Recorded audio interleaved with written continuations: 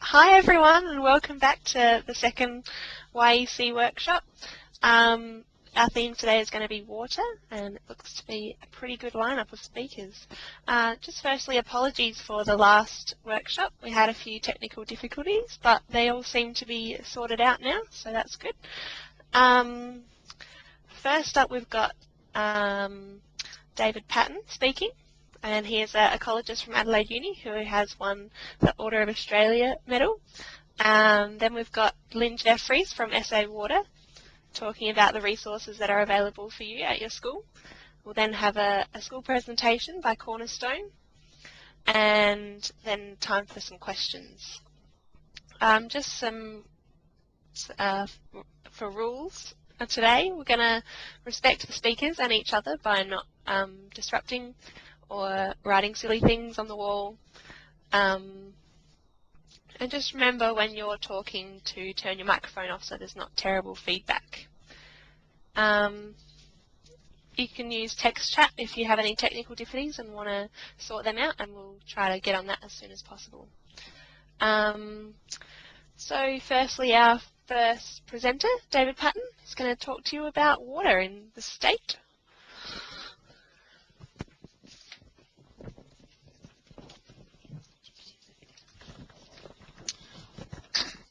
Hello everybody.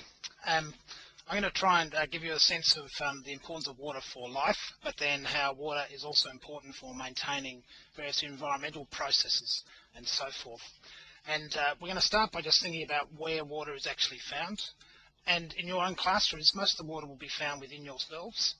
Water is actually essential for all living organisms in our cells. It's in cellular processes. It's needed all the time. And it's also embedded in all other living organisms, including plants and animals. And if you don't have water for those organisms, they then disappear. So the immediate sense is that environments which don't get the water they need, you have a loss of either plants and or animals from those systems. But the other important thing is that we now use water for many other functions as well. We use water for primary production, like agriculture and mining, producing things, some of which we consume, some of which we sell, some of which we use to make things. We also use water in secondary production type programs. So the secondary production is where you manufacture things. So clothing and paper have in it an embedded quantity of water that's been used to produce them, as well as sometimes containing water still within the actual material that you have. And the other area in which we use water a lot is in aesthetic and recreation. You know, many of us have swimming pools or may have swimming pools, but we also like going to the beach and looking at the waves and so forth, where there's also water too. So it has a whole suite of other functions and purposes. And the key information I want you to be thinking about here is that water is actually embedded in many of our products. And it's so valuable that we need to be careful that even those products, we don't actually end up wasting the water that's been used to manufacture them. But let's talk about the environment first, and one of the key places for water being needed in the environment happens to be for the River Murray. Most of you have heard about the problems of the River Murray having much of its water removed for our purposes, agriculture and human use, and the environment then is sort of struggling with the lack of water. A good example of this is just to think about the River Murray and the water that used to flow out through the Murray mouth. This is actually a diagram of the Murray mouth, and you might notice there's vast quantities of water actually flowing out, and you can see that by just the brownish water, which is the fresh water going out through the mouth. And in the past, this water would go out probably 95% of the time throughout the year. There'd be water flowing out through the mouth. There'd just be short periods when it would stop. But because we've taken so much water out of the system, for much of the last decade, there's been no water going out through the mouth, and that has some severe ecological consequences. When there is no water going out through the mouth, coarse marine sands get pushed in through the mouth because there's no flow stopping that sand being pushed in through that mouth by wave action and just tidal movements and so forth. And it gradually silts up the mouth and silts up the channels and blocks that mouth. Now, that has a whole suite of problems for various types of biota in terms of not enabling them to move between the ocean and the estuary, the parts inside the actual Murray mouth where many fish might actually have their nurseries. Has serious consequences also for changing the nature of those wetlands inside the Murray mouth. And this region has tidal prisms. Tidal prisms are the quantity of water that comes in through the mouth on a high tide and then leaves on a low tide. And as a consequence of that, it actually opens up vast areas of mudflat during low tide and then covers them with water for a period of time, and that's actually an important and very productive habitat. For small migratory waders, and I'll show you an image of those shortly, small migratory waders, these are little sandpipers that migrate to the northern hemisphere to breed and then come back to southern Australia for what's their wintertime, but our summertime. They actually benefit by having a tidal prism. They have short legs, they forage in the shallow water, 1 or 2 centimetres deep, really very, very narrow, shallow water. And if we had no tidal prism within this region, they would have to feed on the same few metres wide of the system to get the food they want. With a tidal prism, as that tide, the water leaves on an outgoing ebbing tide, they get exposed to more and more mudflat that they can actually access. And so their habitat, instead of being just a metre or so wide, can be up to 100 metres wide, depending on the topography of the mudflat. So really, really important for them. What happened is, with the flows being like they are, that's actually stopped the actual flows going through the system here. So we have a whole suite of things going on: silting the Coorong channels, closure of the Murray Mouth. When that happens, when they're silted, you lose the tidal prism, and that reduces the quality of the habitat for those shorebirds. We now actually keep the Murray Mouth open. We spend substantial sums of money. It's of the vicinity of about $5 million per year, dredging that Murray Mouth region and its channels just to maintain that connectivity and to maintain the tidal prism. And that's been, at this stage, worth doing, because it's actually prevented some of these sandpipers that used to flock to that area in tens of thousands, still able to find food that they need to keep themselves going during their period of time in southern Australia. But the important message about this is that, you know, the dredging of the Murray Mouth is just addressing a symptom. The mouth clogs up, so we unclog it by using engineering solutions, dredges. But the issue here is that that actually doesn't address the underlying cause. The underlying cause is the fact that we don't have an environmental flow, and if we are really serious about sustainable environments, it's addressing that lack of environmental flows, returning them so you don't have to be doing the dredging. The lack of environmental flows has also had a significant effect on the rest of the Coorong. The Coorong's a long, narrow lagoon system that runs down to the southeast.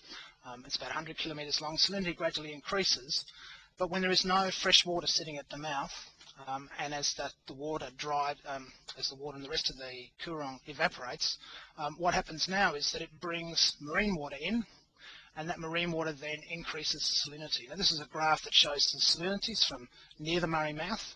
They're around about 35 grams per litre, which is about seawater, and as you go further and further south down the length of the Coorong, the salinity increases. The very bottom diagram here, where that mouse pointer is running, is what's typical of the salinities that would have been there for decades and decades before the last decade. And this just shows the increase in the salinities that have gone on over that last decade. Salinities in the South Lagoon now are something like 150 grams per litre.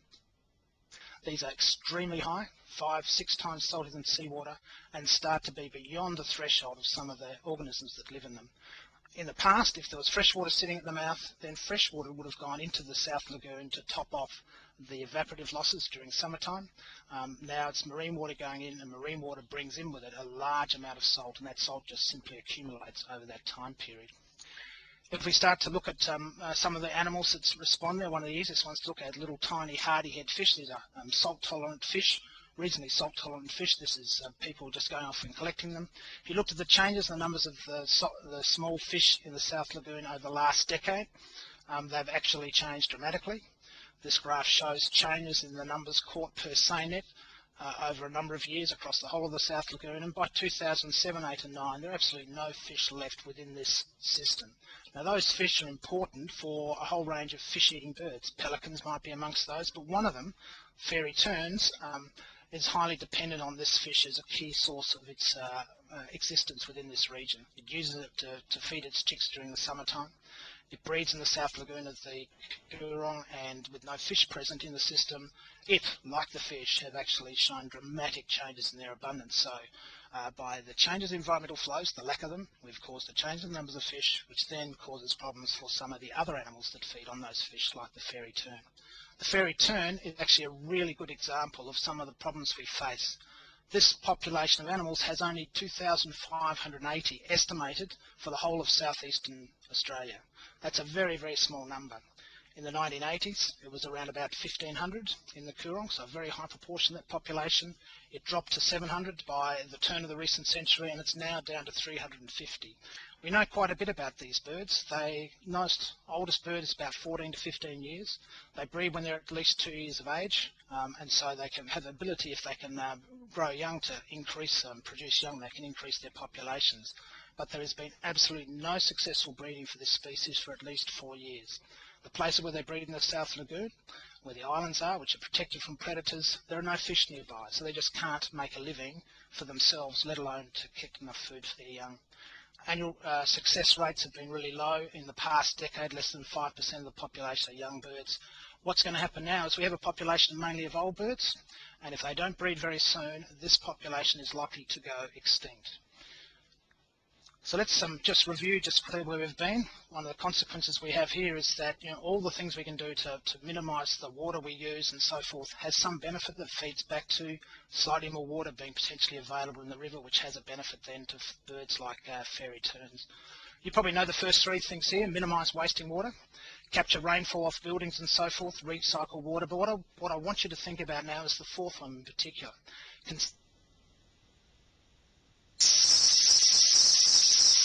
Consider that embedded water use that's in the products that you purchase. Those things could be clothes, paper, for example, about 3 sheets of A4 paper use a litre of water. A pair of jeans might have a net loss of water of 1,500 litres. So you want to use all of those things fully. It means you've got to wear them out. If you don't wear them out, then you have to recycle them and reuse them. You don't throw away things. You should feel comfortable and proud to wear pre-loved clothes because you're saving water. You should be purchasing wisely, only purchase what is really needed. Don't buy things that have had water used for them that you then don't use. And I think one way of driving this is to compile a register of the actual embedded water for all the very different products that you might be using and start to think carefully about those purchases. And that's my story. Thank you. Now look, if you want to ask me some questions, that's fine, and I'm happy to do that. And some of you may know how to contact me at the university. You can always send me an email there too. Yep, so Christie's Beach, I gather you've got a question. You want to ask me that question?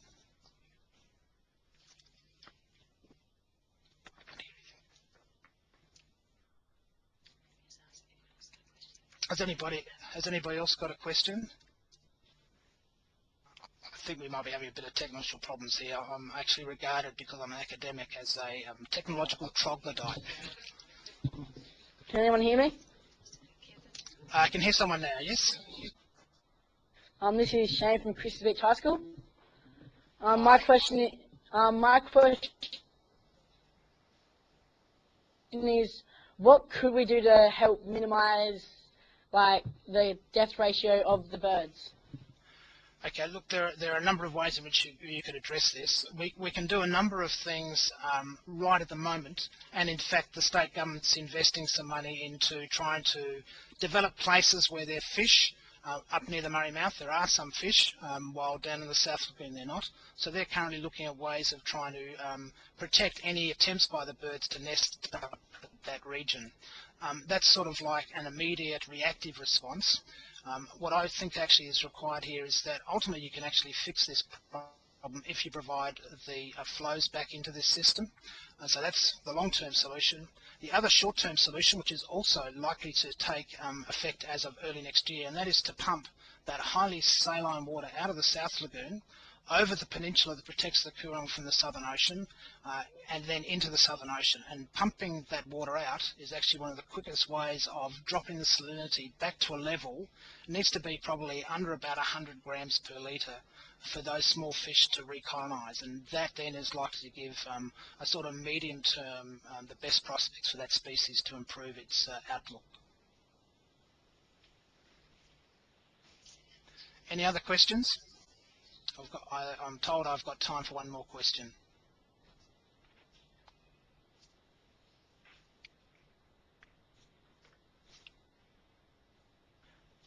It sounds like it's it, so I'm going to hand back to our host and enjoy the rest of your day and continue to think wisely about your use of water.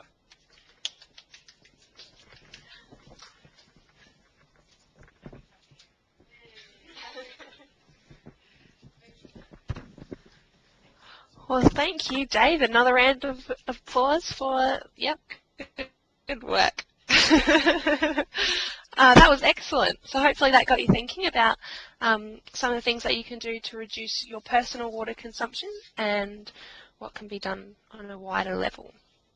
Next up, we've got Lynn Jeffries from SA Water to guide you through some web resources.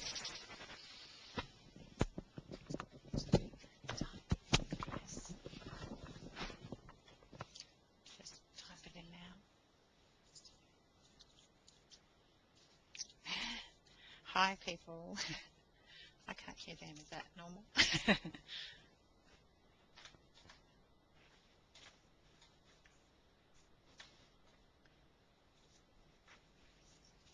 Okay, so I just look at that screen.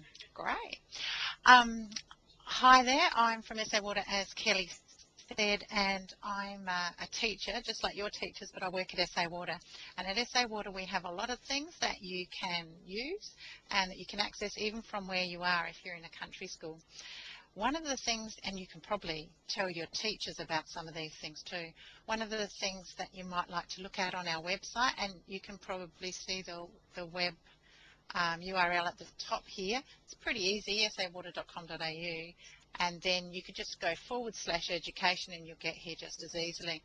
One of the things is the SA Water Brainwave. It's a school education program where students can come into SA Water Learning Centre.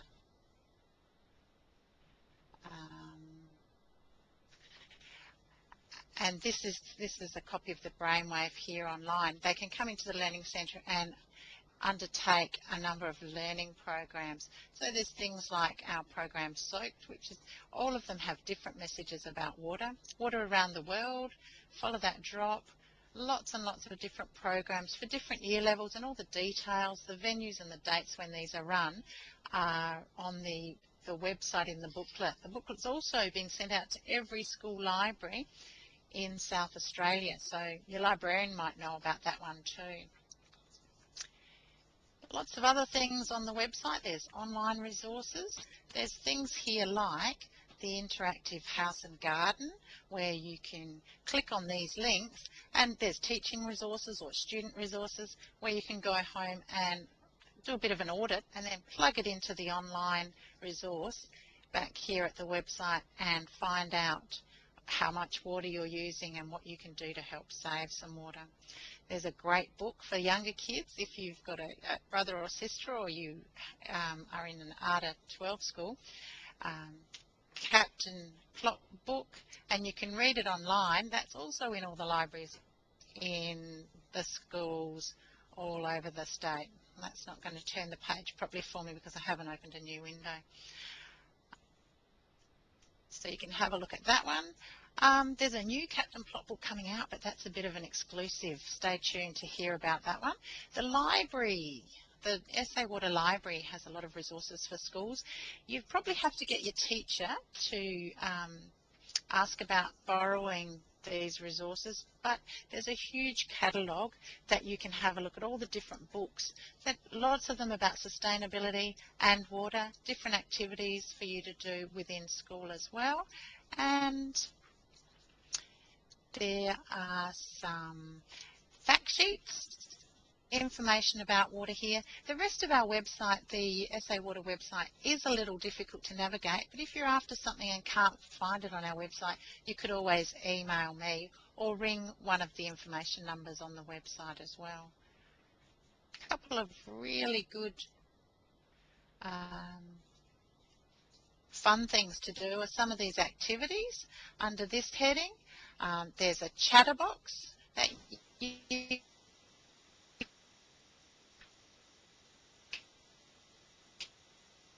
can make a couple of different. You can put on a door a water saving message to remind people when they're going through that door.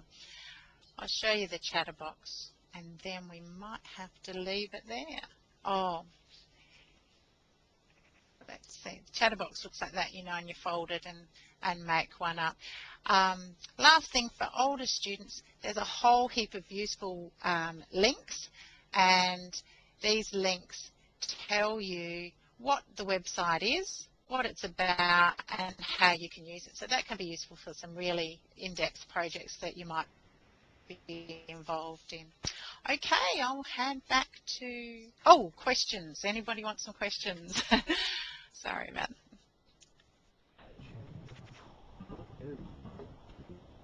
Green lights. Hi. That was me. Yep. Here we go. All right, we will start. All right, go for it. Yep. All right, hello everyone. We are from Cornerstone College, which is at the entrance to town of Mount Barker in the Adelaide Hills. It is a secondary school with about 750 students.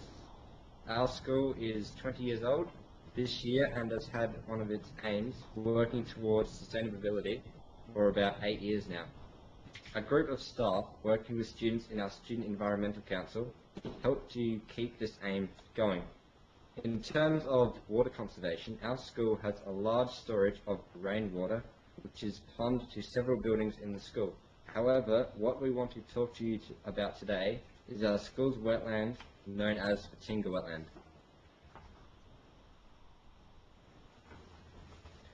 We are very lucky to have a creek running through our school called Patinga Creek.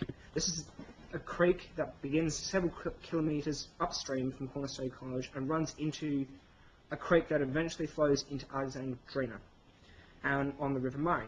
The word Patinga is local for the Aboriginal people's name of Small Creek.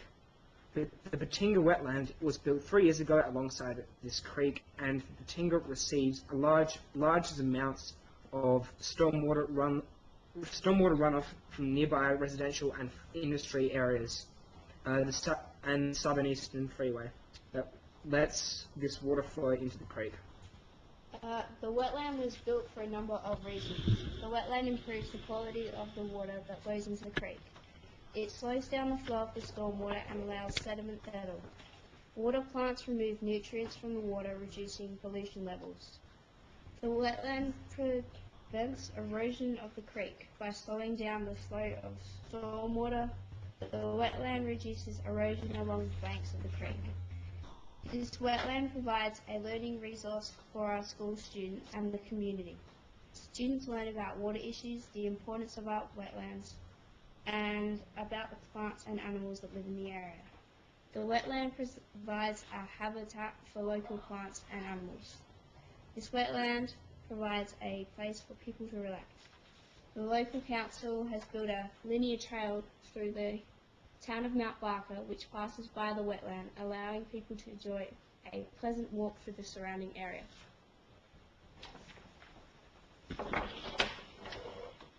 Alright, the wetland is designed with 4 main zones or areas.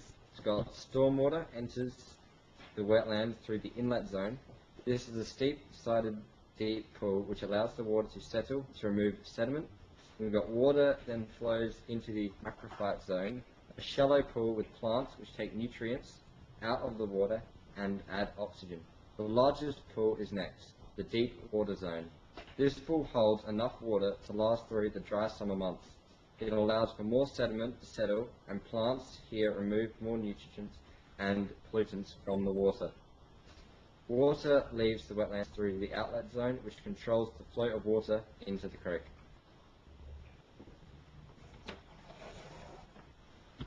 The wetland was designed by an engineering company and built by an earth-moving company. However, the plants within the wetland are an important part of how the wetland works, and on the job of putting the plants in, it was done by the student slave labour.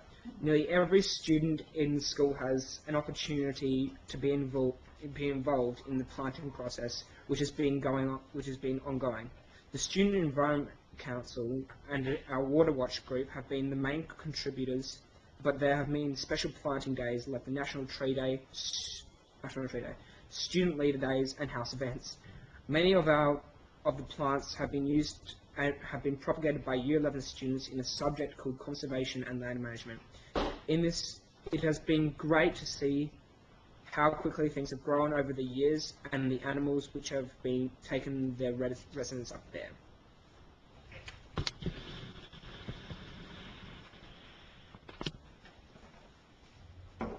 of our Student Environment Council members are also part of the River Murray Youth Council.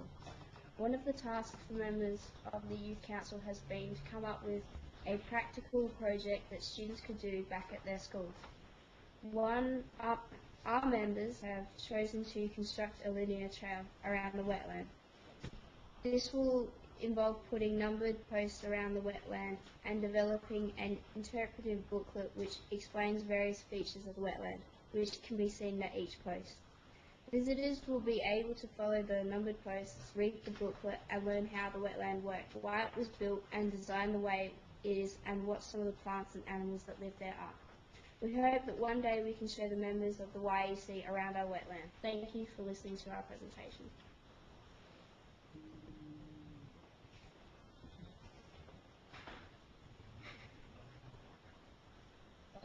That's all, folks. Thanks, guys. That was awesome. And don't forget to turn your microphone off. Your speakers. That was awesome. Are there any questions for either the Cornerstone College kids or Lynn Jeffries from SA Water?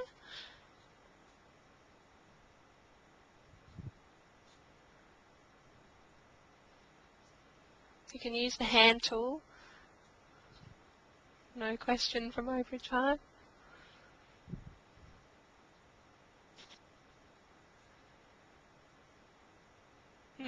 No questions.